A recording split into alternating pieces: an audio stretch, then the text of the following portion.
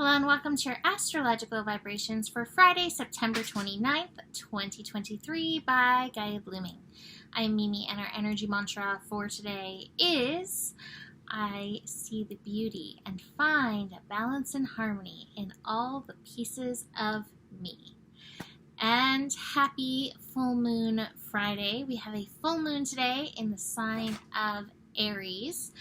And this full moon is like the doorway preparing us for eclipse season, because our next lunar event will be a eclipse in the sign of Libra. So here we are in Aries, preparing the way.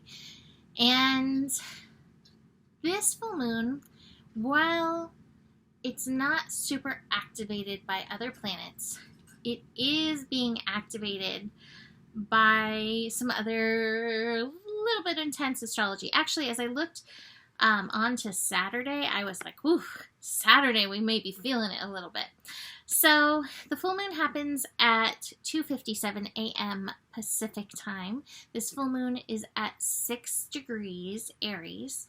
So it's pulling on the sun at 6 degrees. And we have Pallas Athena, a asteroid interacting in this energy. But besides that, none of the other planets are really feeding into this. Now, at the same time, we are going to have, not the same exact time, but throughout the day, we are going to have Venus and Uranus in a square.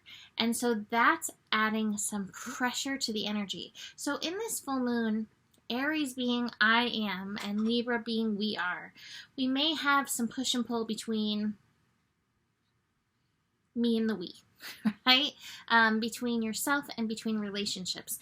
And then with Venus and Uranus in a square and not really knowing exactly how to work together, we have a little bit more tension in relationships, Venus representing relationships, coming up.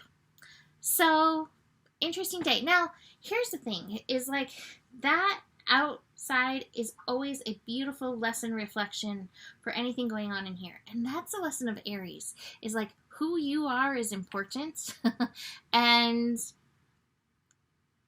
everything is happening for your benefit. Everything is happening to help shift you. The Sabian symbol, I laughed when I shared this in the Patreon group. The Sabian symbol for 6 degrees Aries is a square with only one of its sides brightly illumined. And some of the keywords is the one-sided urge for inner stability. And I laughed at that because in my mind, we have our human self, and the human self is like, yeah, this is what I want to do while I'm here on the planet. And then we have the soul.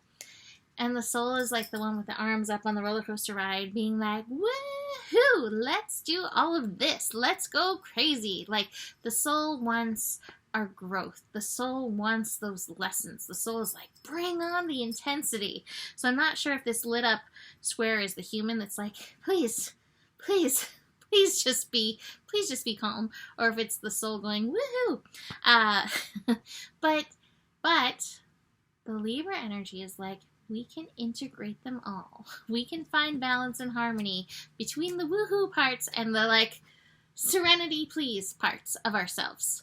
So in this full moon, we're striving for that balance energy. Now, what's interesting is with this Pallas energy, Pallas holding space with the sun, Pallas often represents patriarchal issues. It can represent daddy issues. It can represent issues around authority. And that's the thing, is this full moon in Aries is helping us, hopefully, to embrace our truest selves, embrace our destiny, embrace how we came here to be and do and act and all of that. Pallas and Libra together, Pallas and the sun in Libra together, is really interesting because a lot of us, all of us, in one way or another, have been shaped by the patriarchal society, which has had its rules, it's had its regulations, it's had its shoulds. And we have internalized a lot of those energies. And so part of this is recognize where we've internalized something that isn't allowing us to be our favorite selves, our best selves, our destined selves, our truest unfolding of self. And this isn't something that's going to be happening overnight. Chiron has been working for a long time in the sign of Aries. We have the North Node working in the sign of Aries. All these energies are helping us peel through the layers. But one of the biggest things is the awareness and seeing, not outside. We know there's a lot of that patriarchal activity outside, but looking to see where we are still carrying it inside and seeing if this is a part that truly serves our best, highest, truest, most beautiful unfolding, or if it's something that's holding us back from the full embrace. The full embrace and actually integration, here's the top card, full embrace and integration of our best and highest selves. Everybody has an opinion nowadays, and everybody wants to tell you how you should be. Like, it's almost gotten louder. But meanwhile, the work truly is to be able to learn from what people are saying, because sometimes we have foibles, sometimes we have places that we do need to be challenged in and shift, but to also recognize where it's coming from, fear and these deeper patriarchal roots. So this is part of the work in this energy. I like to look to the next degree as well. Aries 7 is a man succeeds in expressing himself simultaneously in two realms. I love that because I think this is like the human and the soul realm in it. Again, the human was like serenity now, stability now, and the soul, woohoo, riding.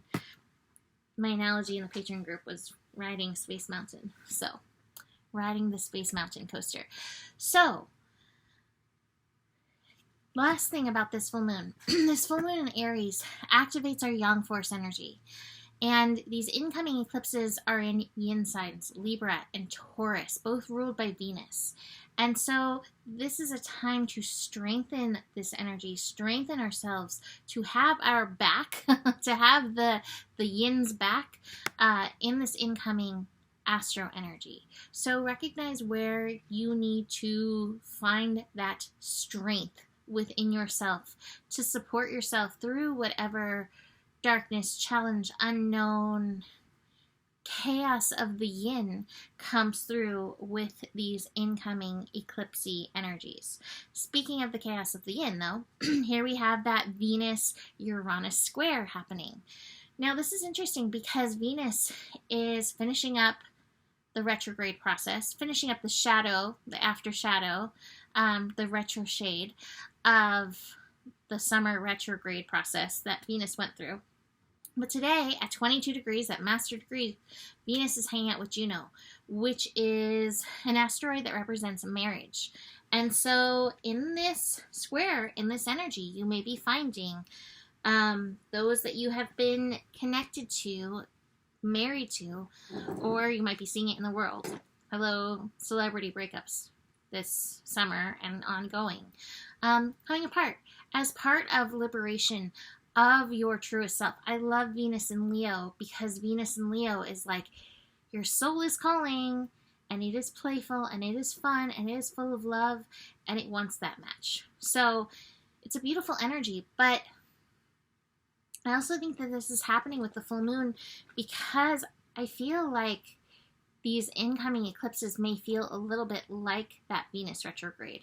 Some more of the inner underground yin. So tune in because there may be more of those lessons popping up to help further liberate the yin in the world. Because as the yin is, well, thank you for that. I don't know if you heard that, but yes.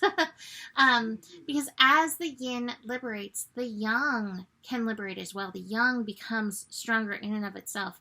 It's a together process. It's an interwoven process. And so we just need to keep that in mind. But that being said, relationships may feel a little intense. Worth issues may feel a little intense. Money stuff may feel a little intense in this energy.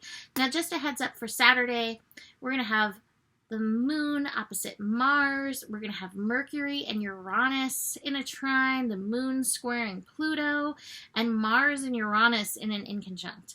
So Saturday has some intensity to it. I will be doing a write-up for Saturday, but just FYI, that full moon, like you may get a little reprieve, a little full moon over later on Friday, and then Saturday may kick that energy up. Take it easy, take it low and slow, and watch for knee-jerk reactions incoming on Saturday. Interesting, these cards. Beyond the integration, I have the comparison card in reverse. I've got the compromise card, and then I have some swords cards. The comparison and the compromise. This is where we find ourselves stuck, comparing ourselves to others, compromising ourselves, instead of embracing our weird, wacky, wild, wonderful selves. And it is wonderful, and it is fantastic when you are the weird, wacky, wonderful self. Please add all of the W words to that feel good. Stop comparing. Stop compromising who you are to fit into this world. You fit in perfectly as you, and I promise you, there are those who are connected to you that will dig your full expression of you. I promise you that. But meanwhile, we get into our heads with all the shoulds and all that energy. So watch for that. Watch for your mental processes. That's where, sorry, hitting my table. That's where the patriarchy loves to dwell, is in our brains, telling us all of this stuff, all of the judgment. That's part of the Libra energy. Palace in Libra, hello judgment. But Aries, full moon, is ready to break free. And Venus squaring Uranus is ready to break free. And I'm hearing that song, I Want to Break Free. I don't know who sings it, but I'm hearing the song. Somebody tell me who sings that. That's it for today. You can book a reading. Just a heads up, if you want to get a reading in before the eclipses, the first eclipse is on October 14th. So you have 2 weeks approximately before that eclipse comes in. So if you want those eclipse readings, reach out to me. I've been having weird things with my email where some people aren't receiving my emails and some aren't going through. If that ever happens, message me on Facebook or message me on YouTube, and you can always get through to me that way. I think that's it. So besides all this, the better it gets, the better it gets. There's more than enough love in the world for you. You have the power, and remember who you are, for that is your power. Namaste.